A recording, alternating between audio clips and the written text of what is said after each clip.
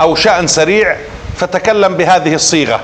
Kalau kamu punya hajat yang genting dan cepat ingin terkabulnya, maka bacalah sighah ini. اللهم صل على سيدنا محمد وعلى آل سيدنا محمد رب خر لي فاختر لي فإني لا أحسن الاختيار. Dan Allahumma sholli ala sayyidina Muhammad wa ala ali sayyidina Muhammad rabbi khirli fakhtarli fa inni la uhsinul ikhtiyar. اللهم صل على سيدنا محمد وعلى آل سيدنا محمد رب خر لي واختر لي واجعلني من الخيار. Allahumma sholli wa sallim Allahumma sholli ala sayyidina Muhammad wa ala ali sayyidina Muhammad rabbi khirli fakhtarli waj'alni min al-khiyar. من الخيار. Waj'alni min al-khiyar. هذه الثانية. Nah, ini yang kedua. Jadi tadi yang pertama, الأولى لا أحسن الاختيار والثانية اجعلني من الخيار.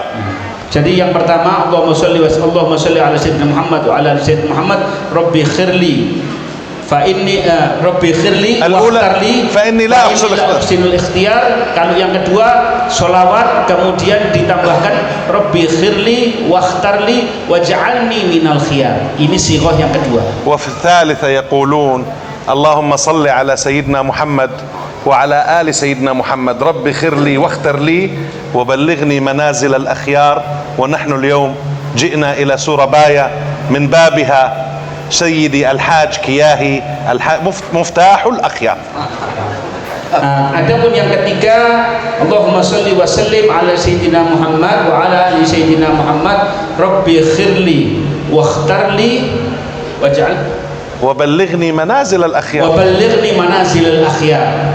Nah, itu adalah yang ketiga. Dan alhamdulillah, ini artinya kebetulan kita pada hari ini di hari yang penuh berkah, pada hari Jumat kita datang ke tempat orang-orang yang baik. Dan ini ada pada kuncinya, yaitu di tempatnya Kiai Haji Miftahul Akhyar. وفي العادة إذا نزلنا إلى بلد نسأل من فيها من العلماء والصلحاء نأتي عنده لنستجيزه ونأخذ الفائدة. لكن أدب الكبار دائما أنهم يقدمون تلاميذهم وأولادهم، وهذا من باب عرض المسألة من الصغار على الكبار.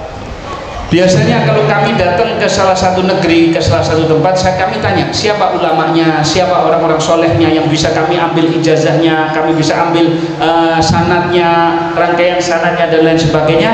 Dan ini kami datang ke tempat ini kepada salah seorang ulama yang besar. Dan memang kalau orang-orang besar itu biasanya nggak nunjukkan dirinya, tapi selalu mengedepankan murid-muridnya. Dan ini adalah permintaan kami. Kami datang ke sini adalah minta ijazah dan minta sambungan sanad kepada beliau. Ibaratnya kami yang kecil minta kepada yang besar. وهذه البلاد بلاد أندونيسيا محفوظة بعلمائها وصلحائها وفيها الأولياء 9 وامتدادهم ما قام به الشيخ هاشم أشعري وإخوانه من تأسيس جمعية نهضة العلماء المباركة التي نترجم ثوابتها ونقول في عقد الأشعري وفقه الشافعي وفي طريقة الجنيد الخاشعي. إسلام، إيمان، إحسان، شريعة، طريقة، حقيقة، كلها بالسند المتصل إلى سيدنا ومولانا محمد صلى الله عليه وسلم. هكذا تحفظ النسخة الأصلية للإسلام من غير إفراط ولا تفريط. Indonesia ini dijaga oleh Allah Subhanahu wa taala berkat mereka para aulia wassalihin. Berkat mereka perjuangan para wali songo, yang mana ajaran-ajaran para wali songo ini diteruskan estafetnya oleh sekarang ini oleh Syekh Hashim Ash'ari dan juga semua para kiai-kiai yang ada bersama beliau, hingga terbentuklah Nahdlatul Ulama. Jam'iyah Nahdlatul Ulama ini adalah perwujudan daripada intisari ajaran para wali songo. Kemudian yang mana kalau kita rangkai, kalau kita rangkum semua ajaran yang ada pada Mbah Hashim Ash'ari, yang pertama adalah akidahnya adalah Ash'ari, fikihnya adalah Syafi'i. Kemudian kalau di dalam sanad khusyuk, dalam kekhusyuannya atau thariqah tasawufnya adalah thariqah Junaid, thariqatul Junaid. Jadi terangkum di sini adalah syariah, tariqah, haqiqah. Kemudian yang terakhir adalah haqiqah.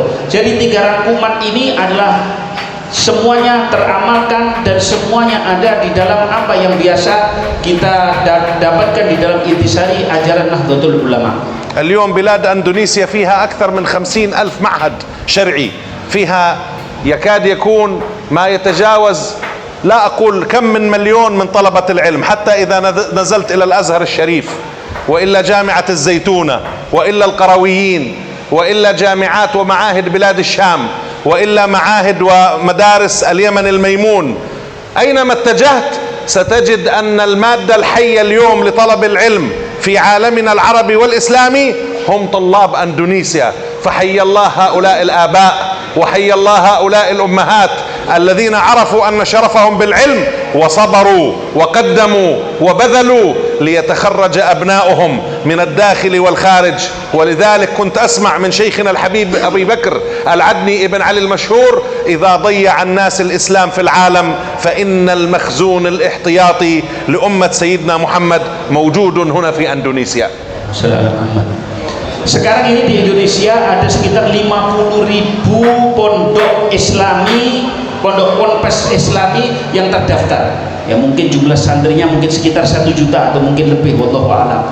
Tapi ketika kalau saya misalkan saya datangi baik itu yang ada di Azhar, baik di Universitas Azhar ataupun yang di Universitas Zaituna ataupun yang ada di daerah Qurawiyun ataupun misalkan yang ada di daerah di negeri Syam dan ataupun di negeri Yaman, kebanyakan yang menghidupkan untuk menjadi santri-santri yang ada di sana kebanyakan adalah daripada Indonesia. Maka kalau bisa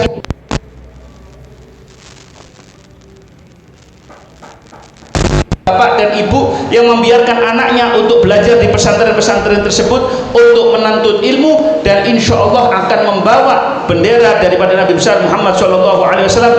Intinya ini kalimat mohon dicatat. Dia mengatakan, Syekh Auni tadi mengatakan, saya dengar dari guru saya Al Habib Abu Bakar bin Ali Masyhur, beliau mengatakan seandainya semua ajaran ini tadi sudah melempem, semua ajaran Islam ini tadi sudah melempem di negeri-negeri Islam, maka satu-satunya gudang simpanan untuk mengetengahkan di tengah masyarakat, ya, mengetengahkan di dunia Islam untuk melihat percontohan daripada dunia Islam dan ajaran-ajarannya, kita mesti punya satu gudang yang tersimpan. Simpanannya itu adalah di mana? Ada di negara kita Nusantara, yaitu Indonesia.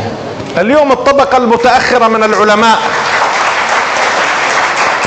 هات لي واحد منهم يستطيع أن يقرئ الكتب ال9 من غير أن يذكر مسند الدنيا الشيخ محمد ياسين الفاداني. Coba kalau kita lihat ada orang membahas mengajarkan hadis, mau kitab 9 hadis itu, ya, kutubut tis'ah itu mau dibahas. Coba salah satu dari semua yang mengajar, adakah dari mereka yang tidak mengucapkan atau tidak menyebutkan salah satu nama daripada seorang musnid dunia yang dari Nusantara kita, yaitu Syekh Yasin Al-Fadani. وأمثال الشيخ نووي جاوي ومحفوظ الترام، عدد من العلماء الذين خدموا فقه الشافعية في العالم أجمع. ولو جلسنا اليوم نذكر خدمة علماء الشوافع من الأشاعرة الأندونيسيين وكيف خدموا التفسير وكيف خدموا شروح الحديث وكيف خدموا الفقه وكيف خدموا يعني نماذج متنوعة من الحياة الإيمانية والمتون العلمية، لوجدنا ما يصنف في هذا الكثير.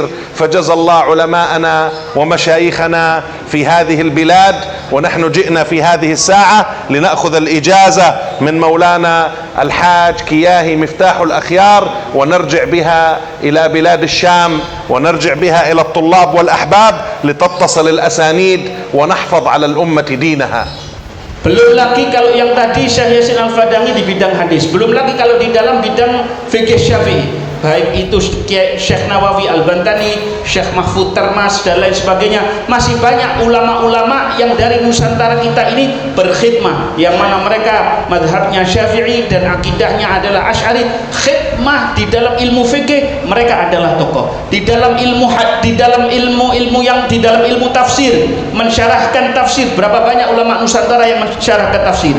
Kalau mau kita sebutkan semuanya, baik dari semua bidang ilmu, disiplin ilmu keislaman, maka kita dapati banyak daripada ulama-ulama Nusantara. Mungkin kalau mau ditulis itu mungkin satu kitab tersendiri khusus cuman menyebutkan nama, ini si fulan khidmahnya di dalam bidang ini, si fulan di dalam tulisannya dalam bidang. Belum lagi mengeluarkan karangan matan-matan ilmiah, dan semua bidang-bidang keilmuan itu kebanyakan adalah daripada Nusantara ini juga sangat banyak sekali, yang mana itu adalah khidmah yang sangat luar biasa. Dan tentunya kami datang ke sini adalah untuk datang kepada beliau Kiai Haji Miftahul Akhyar untuk nyambung sanad ilmu, kemudian sanad keilmuan kepada beliau, dan insya Allah bakal kami boyong sanad ini, hubungan antara murid dengan gurunya kepada murid-murid kami yang ada di Yordan, dan juga kepada para orang-orang yang kami cintai semuanya yang ada di Yordan sana. Ini tujuan Naat. Lanjut. Nah ini mengumpulkan yang terserah, menanam tidak hanya memanen. Ini visi utama Naat. Lanjut.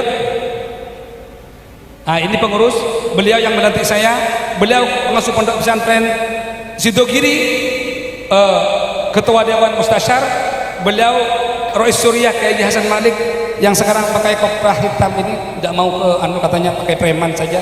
Tadi setelah saya tanya, yang terakhir saya.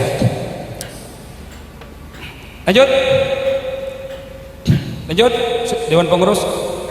Nah ini LP3SN ini bagian nasab ini tugasnya. Ayo lanjut. Nah ini juga bukti bahwa Naat ini berdasarkan manuskrip yang didapat oleh Naat sejak tahun 2019. Ini ifbat dari Naqabah Sadatul Ashraf bil Mamlakah Al-Maghribiyah Syarifah yang dikeluarkan oleh Naqib Maulai Muhammad Rashid tahun 2019.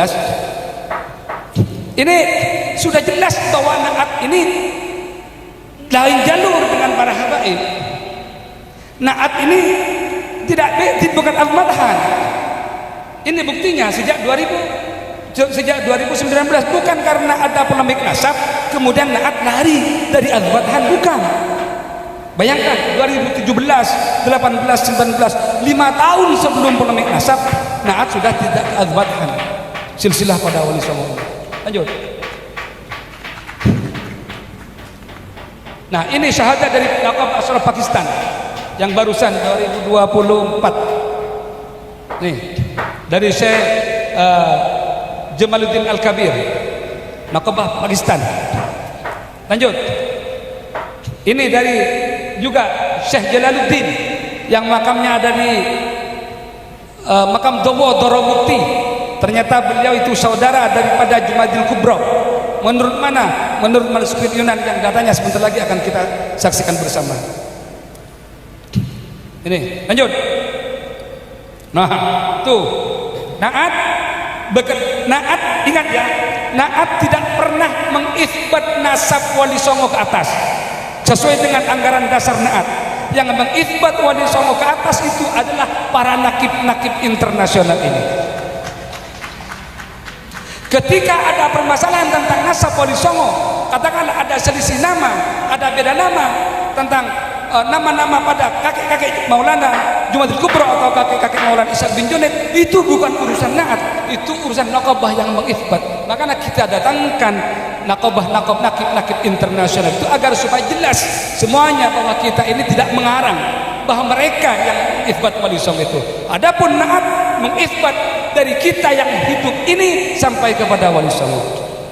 Makanya panjenengan semua yang punya susur galur kepada Wali Songo, baik jalur laki-laki atau jalur perempuan, laki-lakinya ke Mataram, laki-lakinya ke Cina, laki-lakinya kemana saja, tapi dari garis ibu masih bersusur galur kepada Wali Songo dan kerabatnya, silahkan minta isbat nasab kepada Naat, dan Naat siap kapanpun. Ingat sampai Wali Songo. Adapun Wali Songo ke atas, Naat menggunakan metode istilhat, yaitu menggandeng isbat Maulana Ishaq bin Junaid dan isbat Jumadil Kubro digandeng dengan isbat yang dikeluarkan oleh Naat. Kalau mau langsung boleh nanti. Ini kita sudah ada kerjasama dengan Nakib Pakistan agar supaya membuat tidak usah pakai 2 syahadah, 1 syahadah disatukan. Ada nanti tanda tangannya ada Naat dan juga Nakib Pakistan. Semoga nanti Maroko juga demikian. Amin. Lanjut. Nah, ini leluhur Wali Songo sejak tahun 2000-an ini kita terpana, terlena dengan keazmatan. Kita semua terlena bahwa kita ini Wali Songo, jangankan di Indonesia, di Malaysia juga seperti itu. Tahun 2000, 2001, 2002 semuanya Wali Songo disusur galurkan kepada Said Abdullah bin Abdul Malik Al-Madhan yang bersumber daripada kitab Syamsul Dhakhirah. Padahal kita ini punya manuskrip. Naat ada 3 peti manuskrip. Contohnya sebentar lagi saya display. Semuanya tidak bersusur galur pada Al-Madhan. Tidak ada yang seperti itu. Baru 2018 kita sadar. Kita dibuka hati kita oleh Allah. Ternyata Wali Songo tidak ke Al-Madhan, jalur sendiri. Terus lanjut.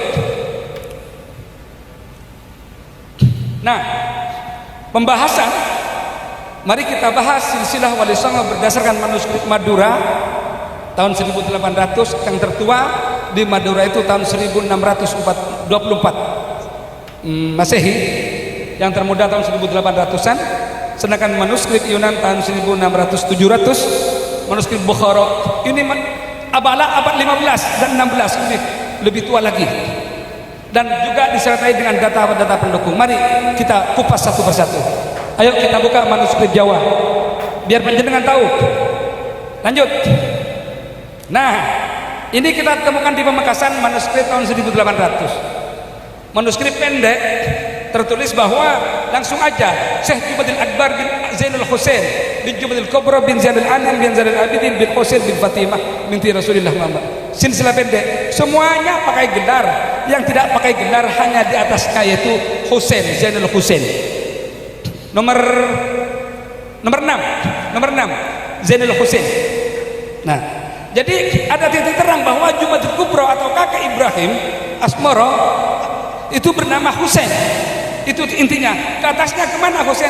Kita cari ke manuskrip di daerah tempat kelahirannya. Ayo lanjut. Nah, ini manuskrip Sendang.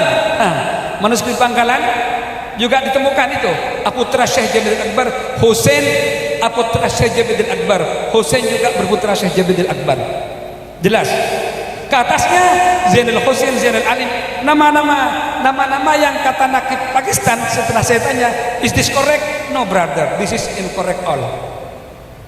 When I ask the field of manuscript Jawa to nakib Pakistan, my friend namely Said Ali Abbas, he answered that it is not correct all. The name in manuscript Java is not correct, right? Dikit-dikit bahasa Inggris itu. Ya, little kata orang Madura, little bahasa Inggris. Lanjut. And then ini lagi manuskrip pada kertas daluang yang lebih tua lagi. Syekh Jumadil Akbar aputra Syekh Maulana Ishaq aputra sama ini ada bin Husain bin Jumadil Kubra. Nah, ke atas semuanya sama-sama benar.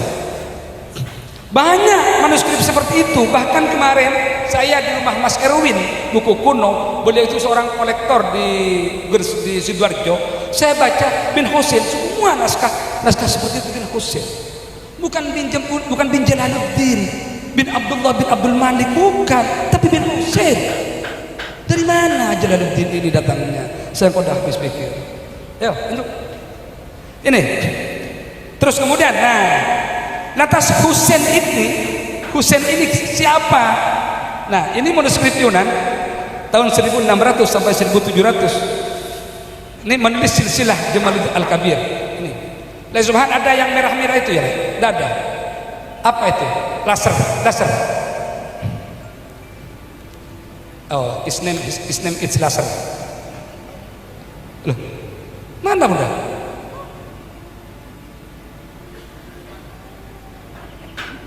Tidak tembus.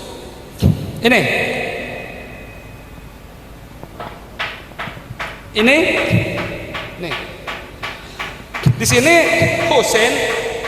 Husain di manuskrip Yunan tahun 1600 sekian.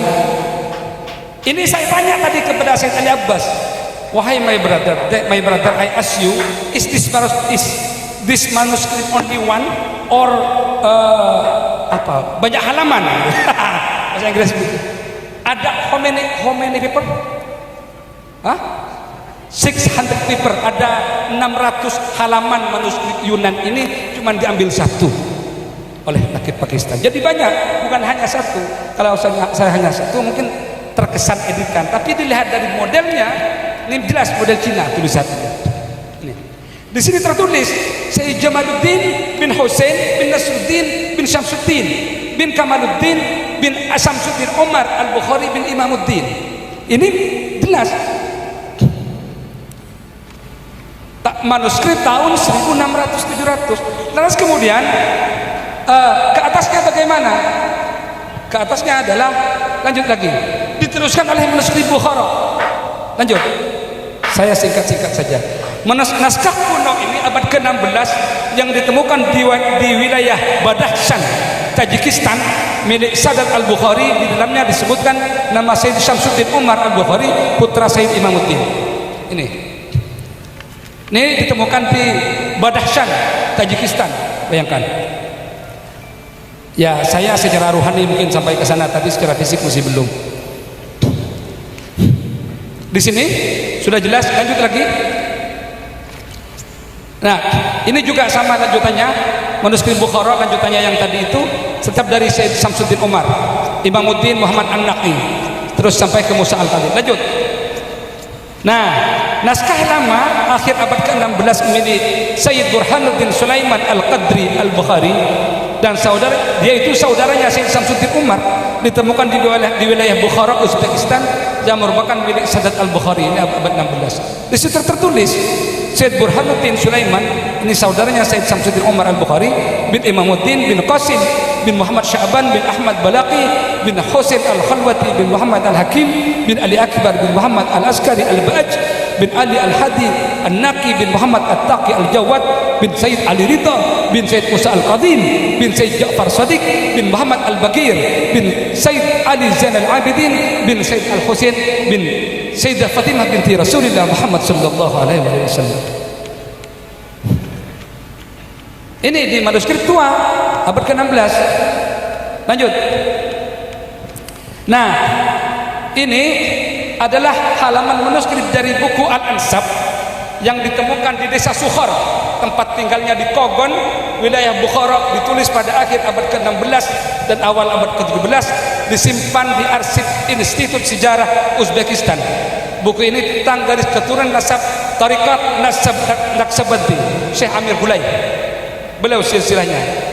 Jadi Syekh Jumadil Kubra ini ada korelasi dengan Tarikat Naqsabandi. Bahkan di babat tanah Jawa, Sunan Giri winulang ngaji teng Sunan Ampel putus sadayane, lengkap sadayane, putus ilmu tarekat, hakikat dan makrifat. Sunan Ampel kemudian di situ mengulang tarikah suluk Naqsabandi, itu di babat tanah Jawa. Mengapa Naqsabandi? Karena ada kakek bersama dengan Amir Kulai di situ. Di situ jelas.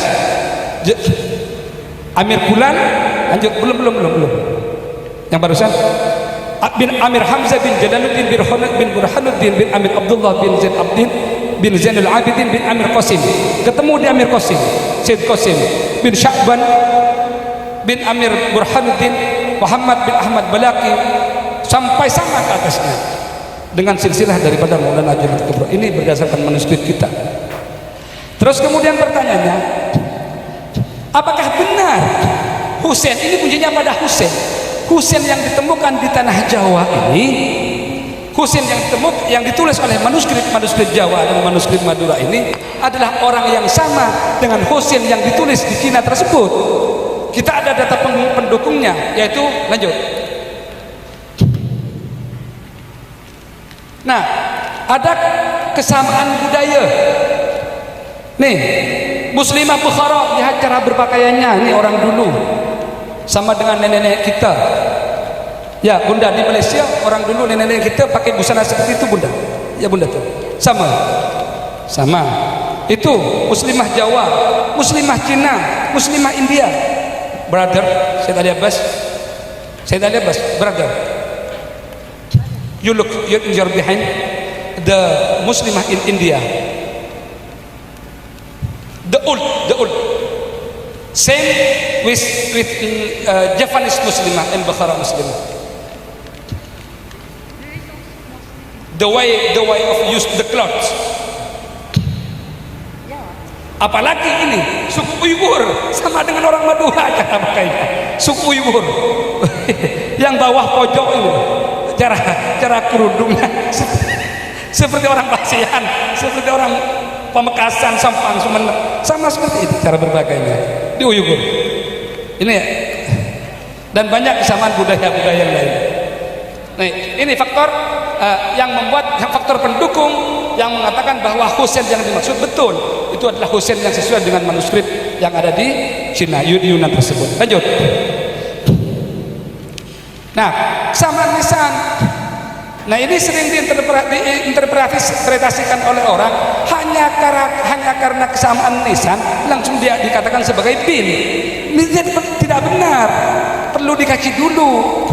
Lantas contoh, apakah saya hanya karena punya HP Oppo A56 dan orang itu punya Oppo A56 lantas kemudian dikatakan saudara? Kan tidak. Perlu dikaji. Bin-binnya perlu data lanjutan, bin-binnya secara sore, jangan hanya kesamaan nama langsung dikatakan bin. Nah, ini Sultan Samudra Pasai dan Sultan dan Maulana Malik Ibrahim Gresik ini batu nisannya made in Gujarat. Made in Gujarat. Nah, menurut naskah Kelantan of Empire, di situ tertulis Jumatil Kubro menikah dengan Putri Cendana. Jumatil Kubro menikah dengan Putri Liang Cahya, binti Sultan Mahmud di Kesultanan Kermen, Jeddah, Malaysia. Nah, sementara itu di sisi lain Sultan Mahmud punya anak perempuan bernama Dewi Putri Cendana yang dinikah oleh Sultan Malik As-Saleh. Jadi Jumatil Kubro ini apa ya? Istrinya Jumatil Kubro dengan istrinya Sultan Malik As-Saleh itu saudara, sama-sama putranya Sultan Mahmud. Luwai, saudara Luwai, istrinya sama, sehingga memang ada kekerabatan. Mengapa? Sementara Jumatil Kubro punya cucu, dalam manuskrip Kelantan itu punya cucu Maulana Malik Ibrahim, sementara Maulana Malik Ibrahim ini sama nisannya dengan Malik As-Saleh. Mengapa kok sama? Karena Pak Uwa atau di kakek, karena kakek dari ibunya. Datanya ada kita di Kelantan of Empire. Lanjut. Kesamaan madhab menurut Babat Pajang membuka tabir sejarah yang terabaikan bahwa Kesultanan Bintara selama 70 tahun sebelum bermadhab Syafi'i terlebih dahulu menganut madhab Hanafi. Bukan kata saya, tapi menurut Babat Pajang. Bahkan ada manuskrip Sumeneb yang mengatakan bahwa Maulana Jumatil Kubro ala madhabil Hanafi, Maulana Ibrahim Asbara, Maulana Ibrahim wa ala madhabil Hanafi. Ada manuskripnya. Di samping bukunya Profesor Slamet Mulyana tidak kita tampilkan karena katanya kontroversi, dan juga naskah Sampokong tidak kita tampilkan karena kontroversi. Kita ambil data-data yang lain. Ini.